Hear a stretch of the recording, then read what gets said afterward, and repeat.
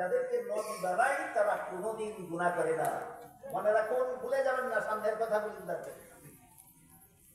দীর্ঘদিন যাবৎ মুসলমান সমাজে নবীগণকে বিভিন্ন নবীর জীবনের বিভিন্ন ঘটনার অপব্যাখ্যা মন গড়া ব্যাখ্যা করে মুসলমান সমাজে নবীগণকে আসামির কাঠগড়ায় দাঁড় করানো হয়।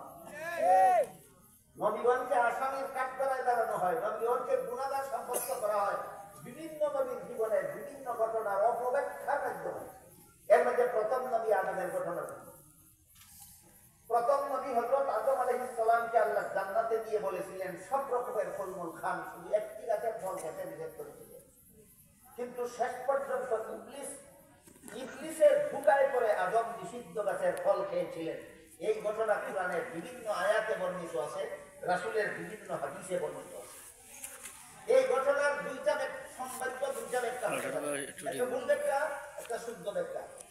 এই ঘটনার সম্ভাব্য ব্যাখ্যা কটা হতে পারে?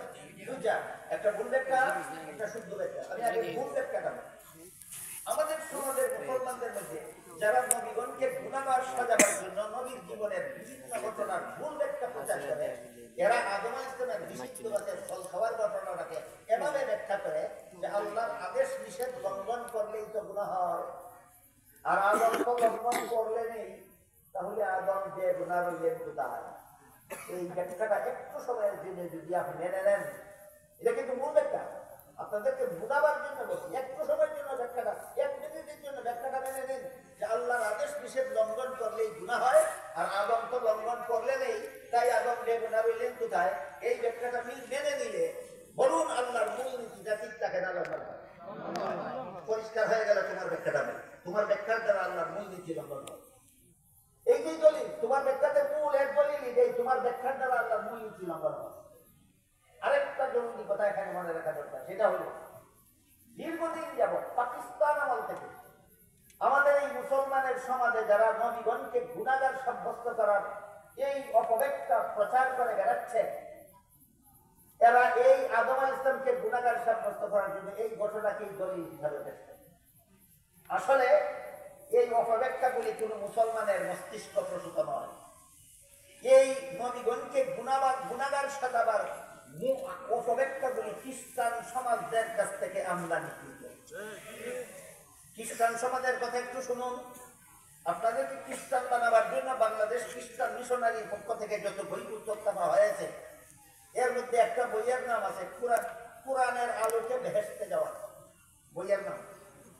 এই বইয়ে খ্রিস্টানেরা লিখেছে, নাম দেখে ভাবছেন না এটা কোনো মুসলমান আলেমের লেখা, এটা কোনো মুসলমানের লেখা না, আলেমের লেখা দূরের কথা, এটা খ্রিস্টানদের লেখা বই, কোরআনের আলোকে বেহেশতে যাওয়ার পর। এই বইয়ে লিখেছে প্রথম মানুষ আদম, প্রথম পাপিষ্ঠ। কি ছিল আদমের পাপ? আদমের পাপ ছিল জান্নাতে নিষিদ্ধ গাছের ফল খাওয়া। এই পাপিষ্ঠ আদমের বংশে যত নবী জন্মগ্রহণ করেছে সবগুলি জন্মগত পাপিষ্ঠ। সুতরাং আদম ছাড়া অন্য নবীর কি ছিল পাপ? পাপিষ্ঠ আদমের বংশে জন্ম হওয়াটাই ছিল তাদের পাপ। নূহ নবীর পাপ কি? তুমি পাপিষ্ঠ আদমের বংশে জন্ম হইলা কেন? এটাই তোমার পাপ। ইব্রাহিম নবীর পাপ কি? তুমি পাপিষ্ঠ আদমের বংশে জন্ম হইলে কেন? এইটাই তোমার পাপ। কি ছিল মুসা নবীর পাপ? তুমি পাপিষ্ঠ আদমের ঘরে জন্ম হইলে কেন? এইটাই তোমার। তাই আল্লাহ পাক রব্বুল আলামিন শেষ পর্যন্ত একজন নবীকে মাত্র নিষ্পাপ বানাবার জন্য পাপিষ্ঠ আদমের বংশে জন্ম না দিয়ে আল্লাহ নিজের ঔরসে জন্ম দিলেন। তিনি হলেন হযরত ঈসা আলাইহিস সালাম। তাহলে ঈসা আলাইহিস সালামকে আল্লাহর পুত্র সাব্যস্ত করে তারে নিষ্পাপ বানাইয়া বাকি সমস্ত নবীকে পাপিষ্ঠ আদমের বংশে জন্ম হওয়ার অপরাধে পাপিষ্ঠ সাব্যস্ত করা, আর আদমকে নিষিদ্ধ গাছের ফল খাওয়ার ঘটনার অপব্যাখ্যার মাধ্যমে গুনাহগার সাব্যস্ত করা, ব্যাপারটা কি আসলেই কোনো মুসলমানদের মস্তিষ্ক প্রসূত, খ্রিস্টানদের কাছ থেকে আমদানিকৃত? এই বিষয়টা আপনাদের জীবন মনে রাখতে হবে। মুসলমান সমাজে যারা নবীগণকে গুনাহগার সাব্যস্ত করার আন্দোলন চালায়, এরা জেনে হোক না জেনে হোক, বুঝে হোক না বুঝে হোক, ইচ্ছায় হোক অনিচ্ছায় হোক, এরা মুসলমান সমাজে খ্রিস্টানদের দালালি করে। যারা কোনো না কোনো ভাবে কোন নবীকে গুনাহগার বলে প্রচার করে, এরা খ্রিস্টানদের দালাল। এরকম এক দালাল বর্তমানে এরকম নতুন এক দালালের আবির্ভাব হয়েছে 24 বছর যাবত, মাত্র 24 বছর যাবত এরকম একটা নূতন দালালের আবির্ভাব হয়েছে। এই দালালটার নাম হযরত মাওলানা সাদ সাহেব। খ্রিস্টানের এই দালালটার নাম কি? হযরত মাওলানা সাদ সাহেব।